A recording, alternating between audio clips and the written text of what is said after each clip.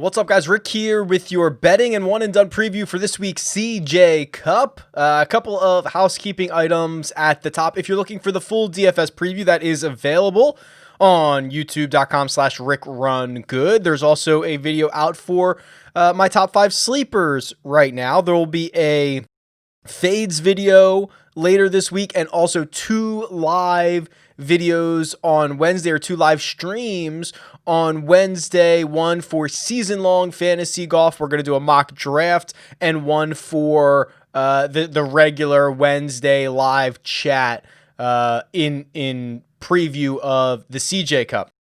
If you're in the state of New Jersey and you've not signed up for a William Hill account yet, if you do so using the code RICK500 or go to rickrungood.com/WillHill, sign up through that, you'll get a $500 free bet. It is one of the best offers I've seen from William Hill to date. That helps you, it helps me, it helps Will Hill. It's a win-win-win. Almost done the process with Illinois, Indiana, and Colorado, so hopefully we'll be able to have good offers for those states as well coming soon. I appreciate the support, and you get a little something out of it as well. We're going to go through the betting preview for this week's CJ Cup. We'll do head-to-head matchups. We'll update the Run Good one and done, and talk about some one and done options for this week. Let's jump into it. All right, let's jump into the tournament predictor tool, which with this very strong field, I've ramped up to 14 strokes gained as the target score to see the likelihood that these golfers can get to that winning score. And there is still plenty of value at the top. And the top is where the vast majority of my card will be focused. I mean, I've been very clear about my thoughts and about the history of these types of events, whether it's the CJ Cup, the Zozo, WGC events. If you get a small field with 4 guaranteed rounds, no cut, the studs tend to win. That's generally what happens. There's a lot of them. You can characterize a lot of these guys as studs, but that ends up being what happens. So there is plenty of value because the first 10 guys on the betting board all have generally the upside to get to the score that we expect is going to win.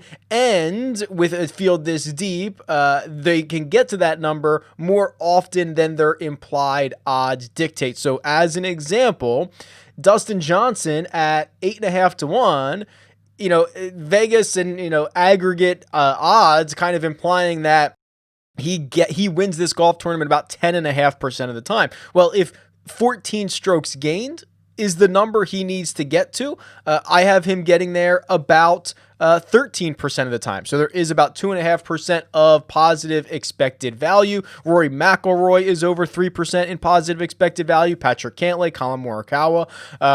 Justin Thomas is pretty fairly priced, but he's the guy that I'm personally going to be starting my betting card at. I got him at 12 to 1. So he's the third favorite or third shortest odds on this board. And I started to do a little bit of research, and I'll show you this here in the game logs. I went back for Justin Thomas because, as everyone knows, not only is he just a phenomenal tee to green player, he's one of the top 2 players in strokes gained tee to green since the restart. He's one of the top players in strokes gained total since the restart. You can go back before that. He's just been great. He dominates these no-cut events, right? I think 9 of his 13 PGA Tour victories have come at WGCs, the Century Tournament of Champions, the CJ Cup. It's just he tends to thrive in these situations. So I went back and I was like, okay, what are his historic odds at some of these events? And I just kind of scrolled through some of the similar structured events. So WGC, FedEx St. Jude, he was 9 to 1. He won that. You go back to WGC Mexico, he was 10 to 1. Century Tournament of Champions, he was 5 to 1. CJ Cup last year and the Zozo, he was 7 to 1 in each one of those. Tour Championship, now that was with the starting strokes, he led the way. In 2019, he was 2 to 1. Here's the only other time in the last 3 years that I could find his odds were actually longer in a shortened field, no-cut event. Was the 2019 WGC FedEx St. Jude Invitational. He was 16 to 1. So what I'm getting at with this is Not only is he an absolute stud by any metric that you want to do, not only is he playing well at the moment, he won 6 starts ago, he played well at the US Open, but this is the second longest number on him in the last 3 years at similar type events, 12-1. So I took it. And I figured this is an opportunity I couldn't pass up. The value was too good. I respect what Dustin Johnson and Jon Rahm are doing, but I could not pass up on the 12-1 number, and Justin Thomas led off my betting card for this week. Then I have to turn my attention, and most weeks I would not try to get two of the shorter players, two of the guys at the top, just because of the way I kind of do my betting strategy where I allocate, I have a target winning number. I have the amount that I want to spend each week. So it's difficult to get two of the guys at the top. But this week, I think you kind of, and I think this also aligns with the DFS strategy of kind of going with a little bit of a stars and scrubs approach. I think that the vast majority of the win equity is held within the top 10 or 12 golfers on this board here. So I've tried to get Xander Schauffele at the best number I could. Now he's kind of held at this 14-1 number, similar as Rory McIlroy, which that's a conversation for a different day. But what Xander's doing right now is his floor is super high. Not only does he have like 9 consecutive top 25s, not only are 3 of his 4 wins on the PGA Tour in no-cut events. Not only did he win the raw scoring at the Tour Championship, but he had a 5th place finish at the US Open. I mean, it's phenomenal what he's doing. Can he win? Can he actually win the golf tournament? I think he can. This is a rare opportunity where, I kind of looked at his top 5 number, 3-1, and thought that was interesting. I don't usually take some of the highest guys on the board and try to take them in top 5s or top 10s, right? I think it's kind of picking up nickels in front of a steamroller. But I've already got JT. I think that Xander's floor is incredibly high, contends in this event quite often, probably more frequent than the 3-1 number in his top 5. So, and he can kind of backdoor it, right? We've seen him catch fire on Saturdays and Sundays and fly up the leaderboard if he plays himself out of it a bit over the first couple of days. So, I haven't, because the number has held strong, the 14 number, I haven't bet it outright yet, but I did already get him top 5. So I might turn it into my own little, manual each way bet with Xander Schauffele, because I really like what he's doing. I just am wrestling with having a guy at 12-1 and a guy at 14-1 because it's very uncharacteristic for me.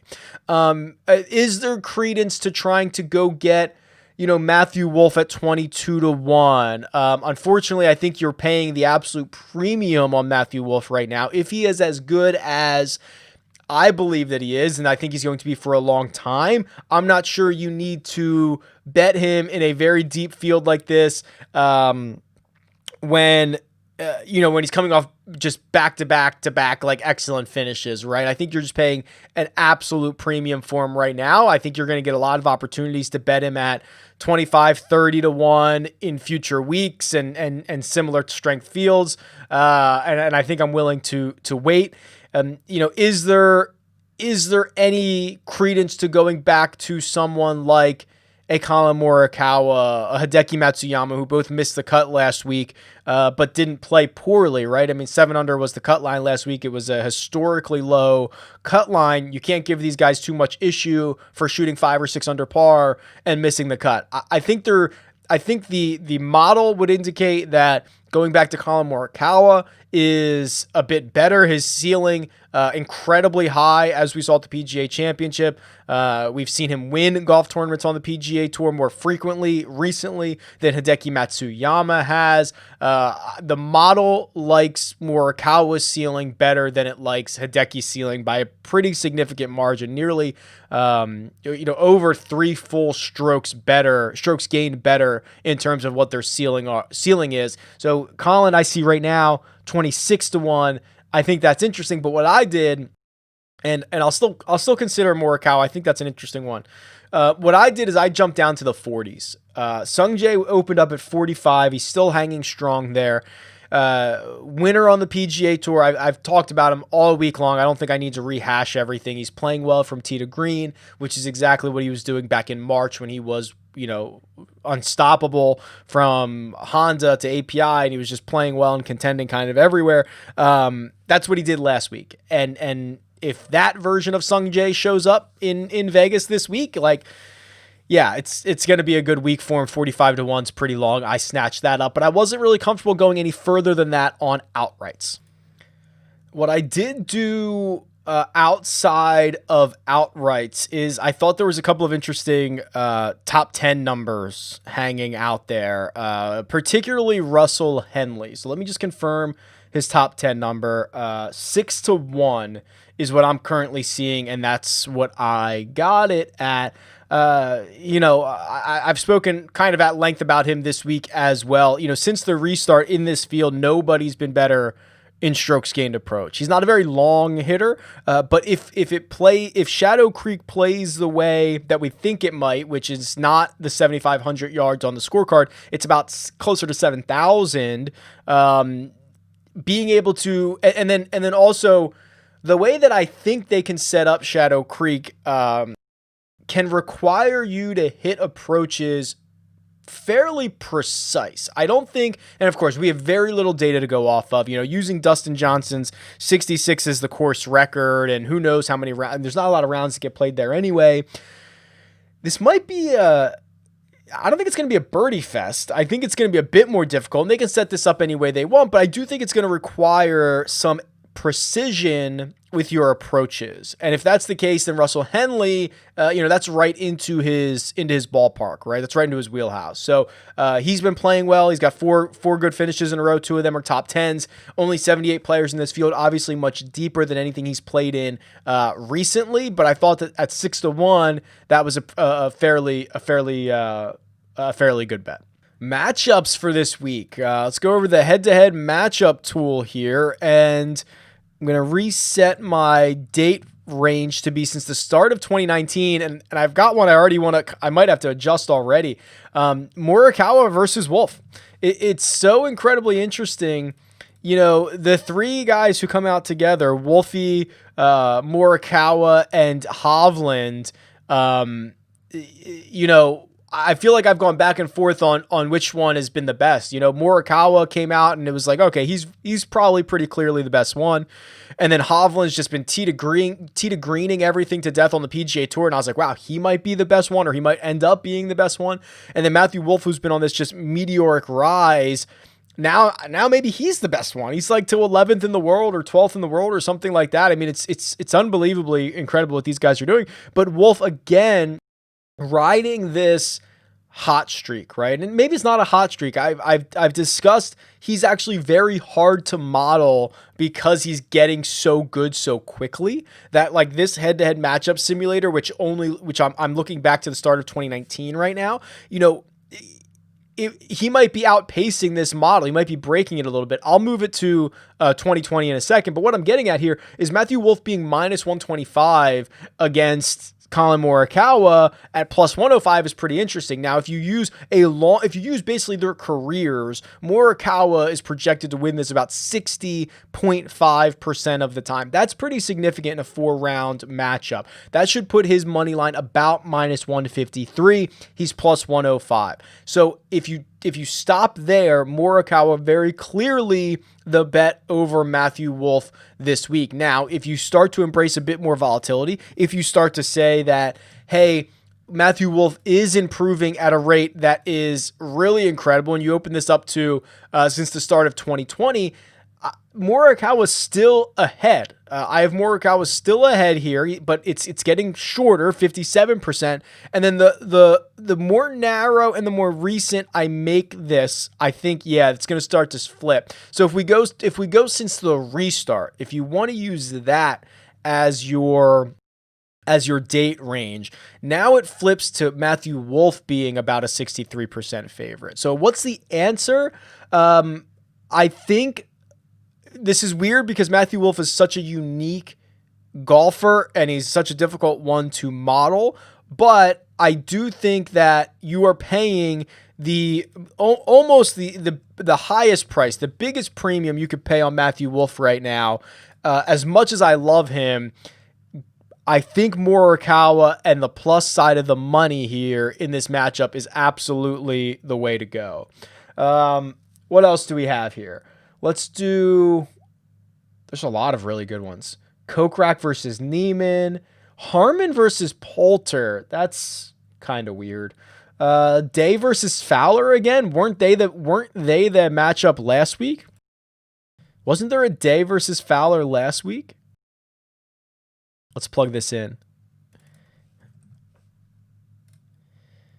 I have it pretty close. I have Ricky Fowler winning this 51.7% of the time. I see him at plus 100. Jason Day is minus 120. So I have Fowler projected as the favorite. He is the underdog, but it's not really enough to move the needle for me. The good news for Fowler, I think, is yes, he missed the cut last week. Yes, it was ugly, but I mean, he played 2 holes at 5 over, I think, and he hit like 3 balls in the water on 2 consecutive holes. I'd almost rather have a really bad blow up like that than a guy who makes 6 bogeys in a round, something like that. So I don't know. I think Fowler is one of the more interesting stories moving forward to try to figure out what type of shape his game is in as we get into. I mean, we're starting a very important stretch of golf for these guys. It'll be interesting to see how he comes out and responds this week. Let's do Xander versus Cant Light. That's a pretty good one, right? This will be our last one. So we'll do Schauffele versus Cant Light. And, I have this razor thin. I have Xander at 50.67. And he is a pretty significant favorite on DraftKings at the moment. Now, again, I think the closer we go to current day, the shorter we make this kind of look back period. I think, this is what Xander's going to start to become a bigger and bigger favorite. So if we basically do the year of 2020, Xander now moves to about 60% to win this head-to-head matchup, which would put him at minus 147. So if you're comfortable embracing a bit more volatility, if you're comfortable looking at a more recent run of golf, I think this does make the lean to Xander Schauffele. Not as big of a difference as maybe the Murukawa over Wolff bet. Certainly better than the Day and Fowler matchup. This one's probably bettable. And I think the side continues to be Xander Schauffele. Let's do a quick one and done update here. So the Run Good one and done. You can get your pick in for the CJ Cup right now. We had somebody, Evatch. Evatch was the only person who had Martin Laird last week. How'd you do it, Evatch? Congrats, my man. Got you 1.26 million. There were a lot, as you can imagine, of Matthew Wolff entries. That got you 623,000. But Sweet Dank holding strong. Let's see who he had last week. So Sweet Dank had Hideki and has missed the cut. So our leader for 3 weeks has taken a goose egg in both week 4 and week 5. So he's not moved off that 2.3 number. Logan Dempsey closing the gap a little bit. Let's see what he did last week. 0 at the Sanderson Farms and got 16,000 out of Denny McCarthy, closing the gap a little bit. And then, there are some names down here. Evatch jumps up in a big way. He's now at 1.3 million. So it is getting tighter at the top. Obviously, there's 45 events to go, something like that. 43 maybe. I don't think we do every single one of them, but congrats to those guys. Looking forward to this week. This is a really interesting week. So we're at this precipice here, and I want to pull up the schedule and make sure that I get this right. If you're not in the Run Good one and done, your one and done probably is ending around Masters week. So if that's the case, you have 5 tournaments remaining. You have CJ Cup, Zozo, Bermuda, if Bermuda's on your schedule, Houston, and then Augusta. What's really notable about the CJ Cup is this is a big prize pool. Significant purse, $9.75 million. It is actually, according to the official PGA Tour website right now, it is actually going to be a larger pool than next week at the Zozo. Now, I think the winner shares might be similar those 2 weeks, but the purse at Zozo is only $8 million, which no, then the winner shares can't be. I think they lowered this purse. I think the Zozo's purse got smaller from last year. So this is an opportunity right now. So now CJ Cup is going to be the biggest purse between now and Augusta. Right, Augusta will be, oh man, I don't have it off the top of my head. Like, I think first place is like 2 million. So it's probably 10, 12-ish million, something like that. So it is pretty significant, but this is a big week, especially because everyone's guaranteed money. There's only 78 players in the field. So I'm actually a pretty big advocate for burning a stud now. Maybe the guy you were waiting for Augusta, maybe now's the time, right? Because there's a lot of unknowns with Augusta. First of all, if that's your finale, and even if it's not your finale, even if you're in the run good one and done, like everyone's lining up Augusta, right? They're saying, okay, it's Rory, it's whoever I've held on to, it's whatever. You bring in a bit of missing the cut concerns, right? I mean, most guys make the cut at Augusta. It's usually a small field. There's a lot of past champions there. But also there's a lot of unknowns. Is it going to play a lot differently in November? You know, is Bryson just going to wedge this thing to death? There are actual concerns about Augusta that, you know, we've never seen before with it being played in November. So could you consider taking the guy that you were going to use for Augusta and using him here? I think it's interesting. You know, the fact that there's very little of anybody who has experience around Shadow Creek, or at least in tournament conditions, it kind of levels the playing field a little bit. I don't mind burning that golfer. So to narrow this list down a little bit, and again, you know, the run good one and done is, this is week 6. You basically have everybody. I am actually considering using Xander here. I think that I'm going to be okay.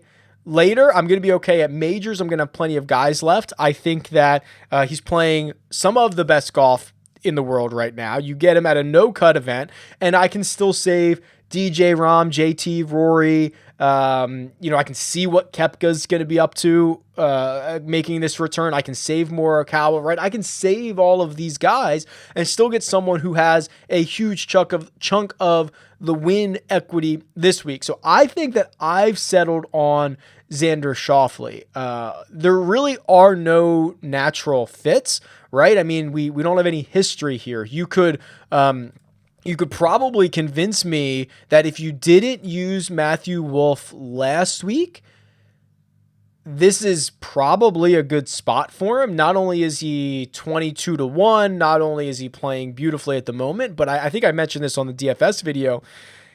You know, the young guys who have no experience at any of these courses, it kind of, again, levels the playing field this week. And I've heard people trying to say, like, hey, should I save Wolff for Augusta? Isn't he just going to tear it apart? Listen, it's hard for first-timers or young guys to win at Augusta, especially with the kind of iffy putting stroke that Matthew Wolff has. I'm not thrilled to run him out there, and I might be wrong, right? He's outpacing every expectation that I have of him. So we'll see, but I think I'd rather use him here. Looking at the rest of this field, I mean, you can make a case for a lot of these guys. I just probably wouldn't use, you know, DJ, Rahm, JT, Rory, right? I think you're just better off saving those guys for probably further down the road, maybe saving it for, again, in the run good one and done where we have many majors left to play, many WGCs left to play. I think you probably just want to hang on to those guys. Like someone like a Scotty Scheffler is pretty interesting if you haven't burned him yet. You know, he's 41-1. I don't have his numbers in front of me, but he's another guy that was like, he shot like 69, 67 and missed the cut again last week, I think. You know, he's still now only 2 weeks back from his positive COVID test. Let's see what he did. I think he missed the cut last week. Yeah, he did. Missed the cut last week, 37th the week before. But remember how hot he was? And remember how he was showing up at the PGA Championship, the Tour Championship, the Northern Trust, where you're getting similar type fields as to what you're going to get this week. Now he's all but forgotten about, and he doesn't have a natural fit, right? So if you've been hanging on to Scotty, this might be a good time to deploy him. That's kind of where I'm at. I mean, you can make a case for a lot of these guys. It's early in the year. Everybody is available, but I've laser focused in on Xander. I might flip a coin and go to Wolffy. And then if I really want to get freaky, I'd probably go with Scotty, is kind of the way that I'm thinking about this. Let me know what you think. Tweet me at RickRunGood or leave a comment below. Best of luck this week, and I'll talk to you guys soon. Later.